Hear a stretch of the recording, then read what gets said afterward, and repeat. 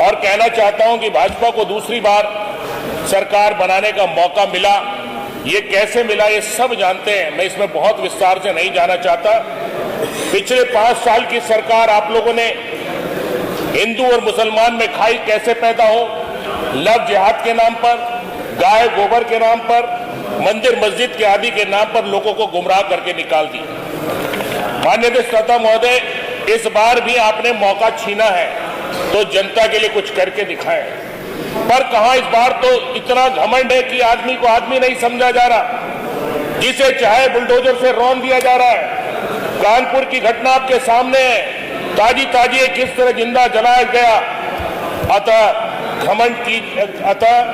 इसलिए इतना घमंड मत कीजिए, क्योंकि समय बदलते देर नहीं लगती।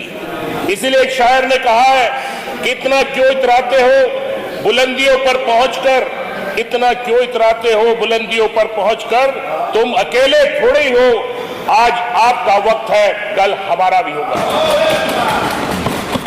अब तो दूसरी बार की सरकार में इस प्रदेश की जनता से किए हुए वादों को कम से कम हकीकत में जमीन उतार दो।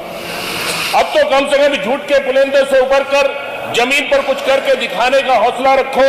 आखिर कब तक झूठे सपने दिखाकर लोगों को गुमराह करने का काम करते रहो।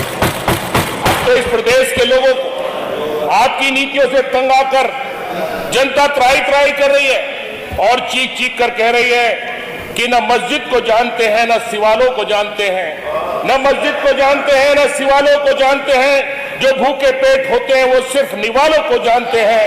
मेरा यही अंदाज जमाने को खलता है, मेरा यही अंदाज जमाने को खलता है कि मेरा चिराग हवा के खिलाफ क्यों जलता है।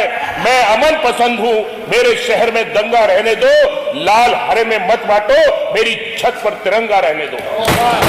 आज संविधान की धज्जियां उड़ाई जा रही, दलितों का पिछड़ों का आरक्षण खत्म किया जा रहा है, सरकारी नौकरियां आरक्षण खत्म करने के लिए आउटसोर्सिंग को अपनाया जा रहा है, सरकारी कंपनियों के विभागों को बेचा जा रहा है और रोजगार को दिखाने के लिए इन्वेस्टर समिट को बढ़ा चढ़ाकर मीडिया के माध्यम से प्रचारित किया जाता है। 33,50,000 करोड़ के निवेश का सपना दिखाया जा रहा है, जबकि हकीकत इसके बिल्कुल विपरीत है। पहले भी सरकार इन्वेस्टर समिट कर चुकी है, लेकिन कितना निवेश हुआ, कितने कल कारखाने लगे, कितने लोगों को रोजगार मिला, इसका हकीकत से दूर दूर तक कोई वास्ता नहीं है।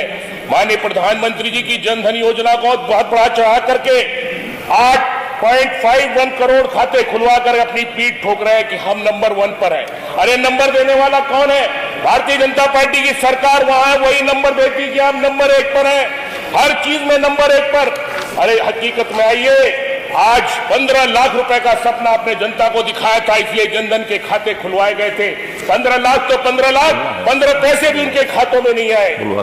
आज माननीय अतिथि महोदय, जीएसटी के नाम पर 28.3 लाख लोगों का पंजीयन करके सरकार अपनी पीठ ठोक रही है।